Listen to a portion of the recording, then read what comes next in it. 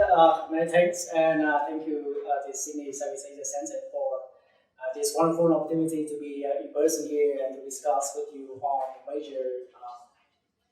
the major developments in Vietnam in 2021, and as well as probably some potential flashpoints in the years to come. So, in very short, brief presentation today, I'm going to discuss four main developments in Vietnam in the past years, as well as some things to observe in the years to come. The first one is, of course, the leadership transition, which happened in early 2021 in Vietnam, and the second one, like the case of Philippines as well, the COVID outbreaks and COVID recovery in Vietnam is very interesting development in the country last year that we should consider. The third thing I'm going to discuss a little bit on Vietnam's foreign policy amidst great power competition.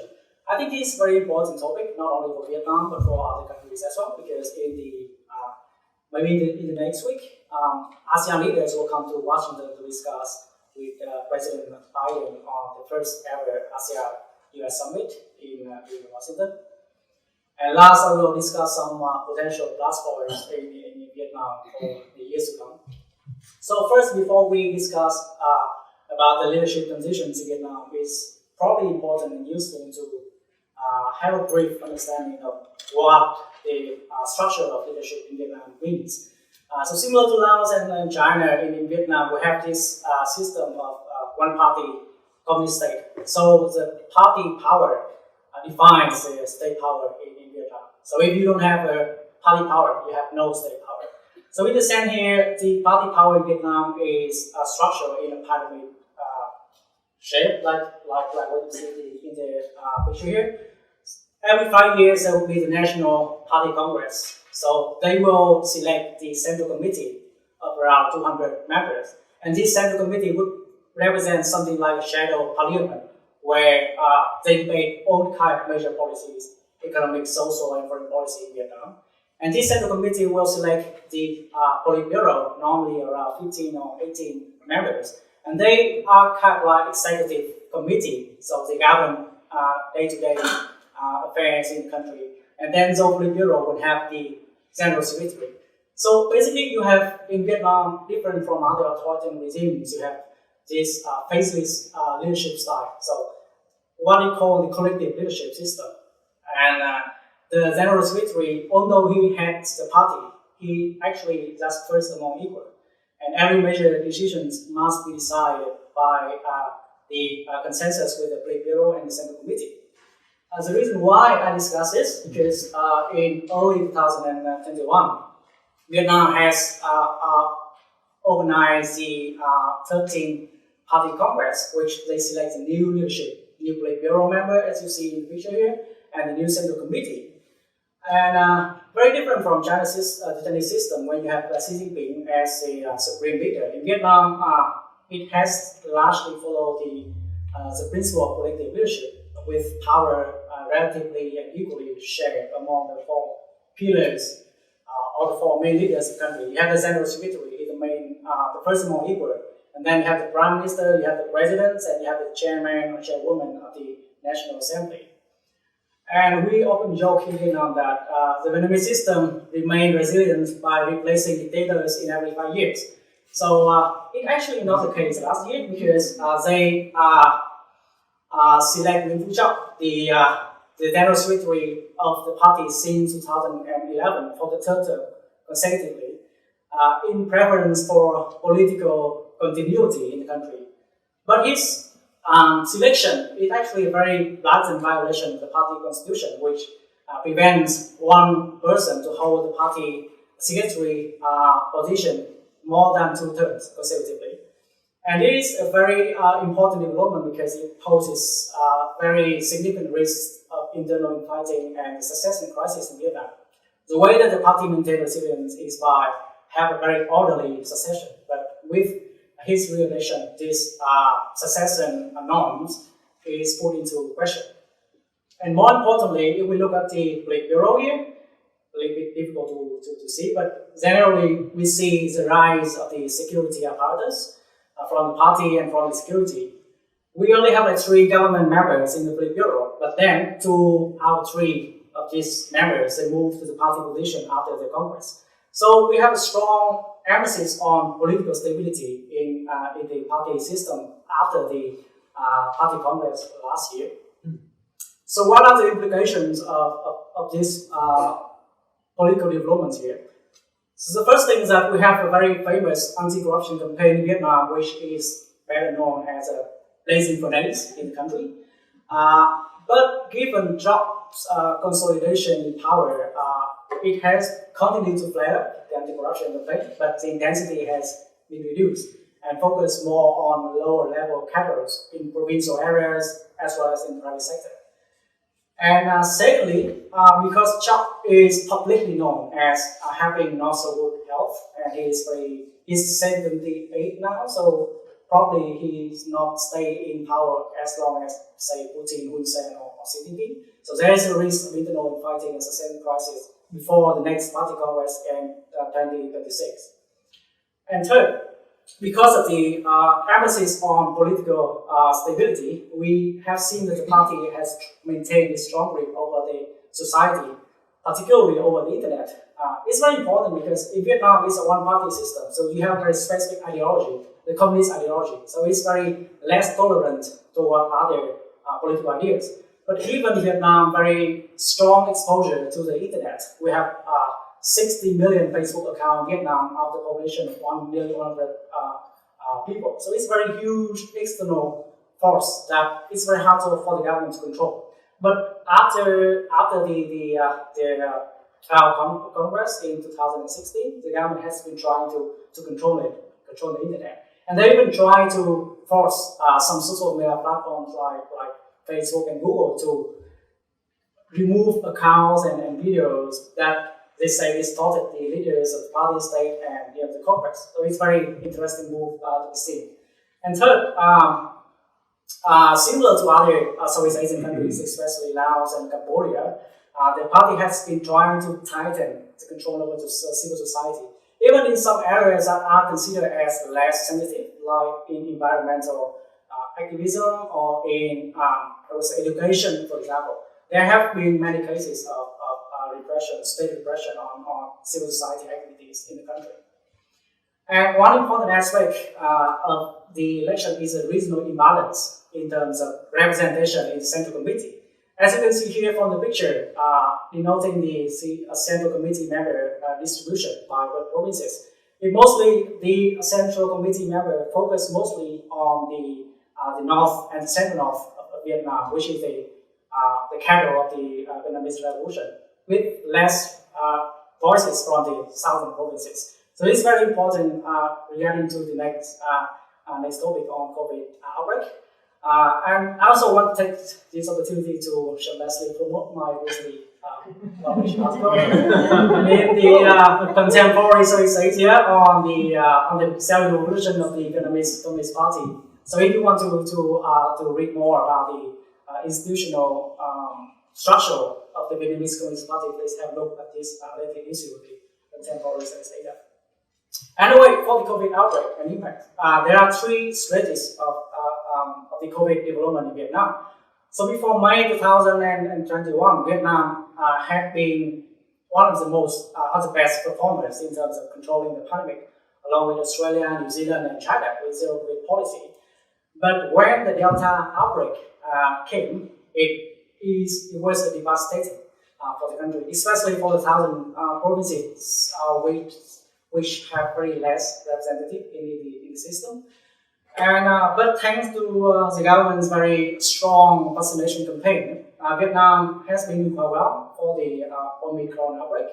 As you can see here from the picture, with the less death in the population.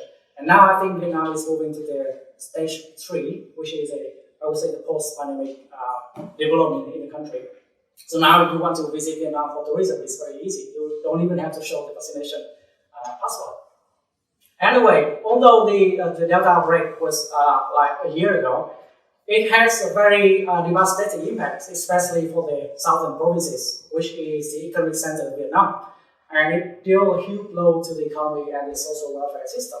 So you can see here from the economic growth in Vietnam is only 3% in 2021, which is the lowest GDP growth in the country for the past, I think, 3 or 4 decades after the era or reform era in the country.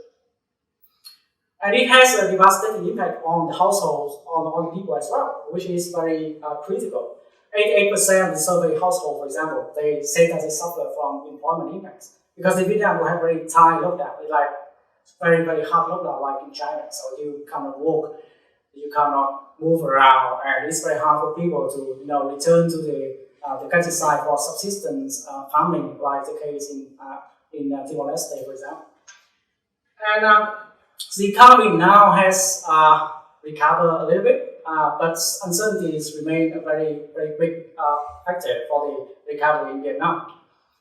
And the social impact is very critical as well. So because of the pandemic, especially the Delta outbreak, there is a widening inequality in Vietnam. And the most vulnerable groups are the informal workers and migrant workers in the country. While we have the government package in Vietnam, but it's focused mostly on recovering the business, and is relatively small. It's only 5% GDP. So the average package in Southeast Asia is around 8%, I think. So the package in Vietnam is quite small and very business oriented. So it doesn't really have a significant impact on improving the livelihood of the migrants and laborers. This has very important repercussions on the legitimacy of the government, because before the Delta outbreak, the government they have been trying to keep the legitimacy on the zero COVID policy, but with any clear strategy for way out. And similarly, you can see here is the case of China now is very, very similar. So it has a very, very, very harmful impact on the legitimacy of the government because of the Delta outbreak. And this poses the question of how the government of Vietnam to maintain what they call the performance-based legitimacy when you have a very, I would say, breaking trust on the legitimacy of the government, on the way they perform during the pandemic. And secondly, when they cannot really push for really strong growth after the pandemic, especially because Vietnam is very externally vulnerable to external shock, the one Ukraine or inflation around the world. It would be a very big question for the government. And now I'm moving to discuss a little bit on the Vietnamese foreign policy and its great power competition. I think it's a very important topic for other ASEAN countries as well. The first one is that Vietnam is considered as a key swing state in the Indo-Pacific, given the relationship with both US and China. And Kurt Campbell, the Shah of the Indo-Pacific strategy of US, he considered Vietnam and India as countries that can defy the Asian century in the 21st century. And Vietnam is very trade dependent, very open country. And it's quite interesting to know that Vietnam has 200% of trade per GDP ratio. Is the second highest in Asia, that's after Singapore. So the way that Vietnam is trying to, foreign policy has been going forward, is trying to have as many FTAs as possible. And the way that companies can influence Vietnam is through trade. And then Vietnam also faces dilemma as Russia invades Ukraine. I think in Southeast Asia, Vietnam, Indonesia, and Thailand all has Russia as the biggest military supplier. So when Russia invades Ukraine, it's very, very tough choice for those countries, because Vietnam, of course, doesn't want Russia invades Ukraine as a small country and easier to be manipulated by other countries. But they don't want to harm the relationship with Russia because it's a military supplier, and also because the fear of being pointed out by Russia as siding against Russia with the US. And so to be said, Vietnam after the chairmanship in 2020, I would say Vietnam is quite aspiring. They want to be a middle power and want to create more opportunities to engage in the region, but it's still very hesitant power that they don't really want to speak out a lot in, for example, in case of Russian invasion of Ukraine or in Myanmar crisis. So I think it's a top position Vietnam going forward to be more influential in ASEAN policy. So to sum up some potential flashpoints in Vietnam for the years to come, the first one to be seen is a succession crisis. As I say, the General Secretary Nguyen Khac Giang is 78 years old, and he's not really in good health, and he probably have to step down in the next Congress or even before that. So very open race for strong candidates in Vietnam. And we have in the picture here the president, the prime minister in the middle, and then the national chairman.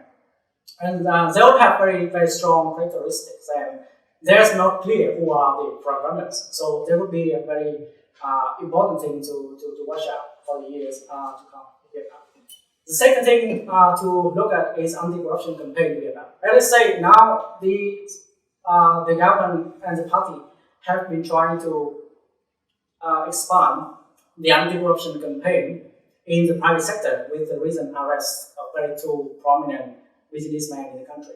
So there are a lot of uncertainties over this development, because whether we're going to see the China-style crackdown on private business or not is a very big question to ask for the years to come for business communities in Vietnam. The third point is about the administrative and economic reforms, particularly the state-owned enterprises in Vietnam. The Prime Minister has been very well known for his capacity as a provincial party chief before moving to central, but he hasn't been able to implement any administrative or economic reforms that he promised. And Vietnam currently it has a very excessive bureaucracy. Its bureaucracy per population in Vietnam is highest in Southeast Asia. So the very important task for the Prime Minister is to streamline that bureaucracy so the government can work more efficiently. And the last one is the risk of economic instability. I think it's probably true not only for Vietnam but for other Southeast Asia countries as well, especially as Vietnam is very dependent on importing materials for manufacturing activities, like fertilizers, for example. So with the risk around the world and the Russian invasion of Ukraine, there is a risk of inflation and a risk of economic mismanagement, as we see in Vietnam in 2011 after the global crisis. And also because of the government package, it mostly focused on property and the financial resources channel into property, for example. So it's poses a risk of inflation within the country because when you cannot control the material resources and it's not spent for productive activities, then the risk of inflation always high. And Vietnam experienced that 3 times in the past 30 years. So that's a very big area for us to watch out. Thank you.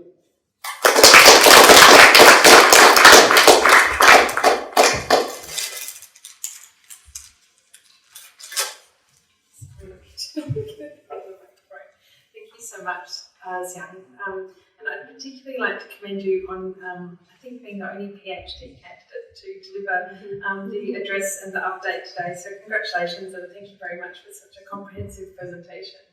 Do we have any questions from the floor? Lots of hands going up. So I'll go to Michael and then to Andrea. Thank you, that's a terrific presentation. Would you mind expanding a little bit on Vietnam as a middle power? I'm very interested in this concept, and particularly whether there are any costs to defying China, given that it's a cognate regime type, and of course the history of conflict with the US, and I know that relations are much better these days, of course. Are there any costs to being a middle power, given the proximity to China? And what are some examples of Vietnam acting as a middle power? Thank you, Michael. I think that's a very fantastic question. For Vietnam as middle power, this is very interesting if we go back after the Cold War. So Vietnam was an ally of Soviet Union. So when Soviet Union collapsed, it changed China to ask China to form an ally on the basis of communism. But then Beijing refused. So after that, Vietnam developed what they call the multi-directional foreign policy. So they try to have as many friends as possible. But then when China rose into power, I think since after the Beijing Olympic in 2008, they had this peaceful rise, but actually not really peaceful. So Vietnam has been trying to extend their cooperation with countries, especially the Western countries. And in Asia, you have like Japan and South Korea and India. And since the Party Congress in 2016, they have developing new ideas of having Vietnam as a middle power within the context of ASEAN. So they tried it not as a standalone middle power, but Vietnam want to have this web of cooperation of internationalization of foreign policy with the basis focusing on ASEAN, and then have cooperation with Japan, South Korea, and India, basically non-China countries. So of course there is a risk of angering China, as you see in Southeast Asia. We have Vietnam and Philippines are the most vocal claimants states in the South China Sea tension. But Vietnam has no other way, because the only way for Vietnam to sustain a rising ambitious China in the region is to have a more network of international friends from Japan, Taiwan, South Korea, India. But of course, Vietnam also have to play balance. And the way that I see it is that Vietnam has been very reluctant to develop the partnership with US, and they're discussing about what they call the strategic partnership with US for the past like 4 or 5 years, but it hasn't really materialized. I think because of that reason. So they balance it by cooperating with US alliance partners in the region, so as kind of like channel to cooperate with US. So in a way, they try to balance relationships, not too close to China, but not too close to US, and try to gather all the other smaller states in the region, as a group to protect their own interests. So this kind of like Vietnam's style of middle power.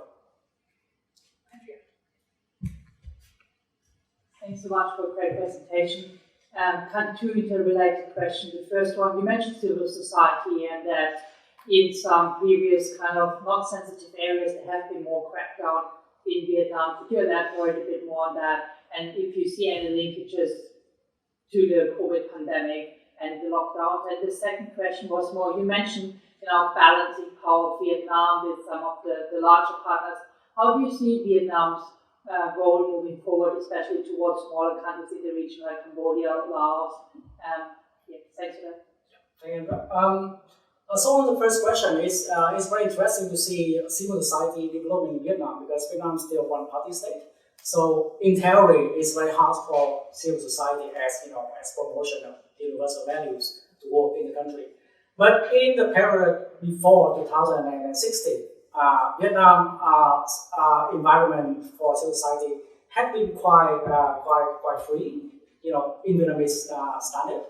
But after 2016, when the conservative faction in the party controlled power, we have seen a very, worrying side of tightening, environment for civil society to work. Previously, when you work with environmental areas, for example, it's less sensitive, because, for example, for the reason to arrest two activists in Vietnam, they are very famous environmental activists in the country, and they even work with European Union when Vietnam discussed the free trade agreement with the European Union. But then they still are arrested because of the uncharged tax evasion. So the thing is that there is a sense that the political establishment in the country, they see the development of civil society as a worrying sign of losing control over the society. And I think the pandemic play a quite important role in that as well, because the success of Vietnam's first stage pandemic control zero COVID policy actually based a lot on the capacity of the state to control their population and to have a unifying ideology of we have to believe in the state, in the welfare of the people. So with the context of the COVID pandemic, the government has more tools and has more region to control. And because of that, not only on the offline civil society activities, but also in the internet sphere as well. There's a lot of crackdowns on online activism in Vietnam easy name of pandemic control. And I think that trend also happened in Cambodia, in Laos as well. So that's a very worrying signs for civil society across Indo-China countries. And for the second question on Laos and Cambodia, Vietnam always consider Laos and Cambodia as the two most important countries for the country to protect the border of the country, because it's kind of like, I would say, neighborhood area of Vietnam. But then Cambodia, I would say, now is very strongly in the hand of Chinese influence. So Vietnam has been trying to keep the influence in Laos. And they have been trying a lot, not only by themselves, because it's very difficult or maybe impossible to compete with China in terms of financial resources. So recently, Vietnam has been working with other partners in region, especially Japan, to support Laos in terms of infrastructure development. And last week, when Prime Minister Kishida Fumio visited Hanoi, he initiated a new package to have Vietnam to develop the infrastructure connection with Laos, from Laos to Vietnam, to open the seaports or Laos port. So I think this area, one area that Vietnam can work to compete with China. So it's not like Vietnam compete influence with China, but to bring Laos to the influence of the wider regional cooperation. So in that way, I think it's have a much better chance of success than standing against China alone. We have another question here, Michelle. Thanks. I really appreciate again the international part of this story. And as you say on this slide, Vietnam's so integrated into world trade networks. And of course, as we know, in the early stages of the pandemic, manufacturing supply chains were really hard hit. And so I was wondering if you could reflect a little on the politics around that, both for Vietnam's relationships with buyers in Asia and elsewhere, but also politically within the country, because obviously it did have an impact before the actual virus, as indeed in many other countries in Southeast Asia. That's a very fantastic question. I think in terms of trade and investment, Vietnam is very well connected in East Asia. I think even more than China. China, I think the trade per GDP in China is like 30%. It's huge because China is huge, but it's not really critical to the country as such. So for Vietnam, take the example of Samsung. Samsung account for 25% of total export in the country, $60 billion per year. So it's huge. Does that also play into Vietnam's pandemic politics as well? So when they lock down and when they close down operations, there are a lot of pressure from foreign investors and from other governments, foreign governments, in terms of you have to open up this supply chain, you have to open up, keep moving on, and not like looking down as much as possible. So that played into the response of the Vietnamese government when they faced the Delta outbreak. So the Delta outbreak, after 3 months of Delta outbreak, and the Vietnamese government has been trying a lot to vaccinate as many people as possible, and then they very quickly open up the country. Even if we see back this graph, so the country opened up basically since November, and even during the Delta outbreak, there are a lot of operation manufacturing activities still happening in the south. With you have the laborers work and stay on site to work to keep supply chain moving on. It's not really humane, I would say, but that's that's a very that's a part that impossible inevitable part of Vietnam's as a part of the supply chain is a global. And I think for Vietnam, the way that other countries can influence, not really influence, but can promote universal values and to make Vietnam a more progressive country is by trade. As you can see from the European Union Vietnam Free Trade Agreement, when they successful in convincing Vietnam to sign 2 conventions and International Labour Organization Convention in having freedom, the first time in history having a independent workers' rights organization in Vietnam. So I think that's a very important aspect.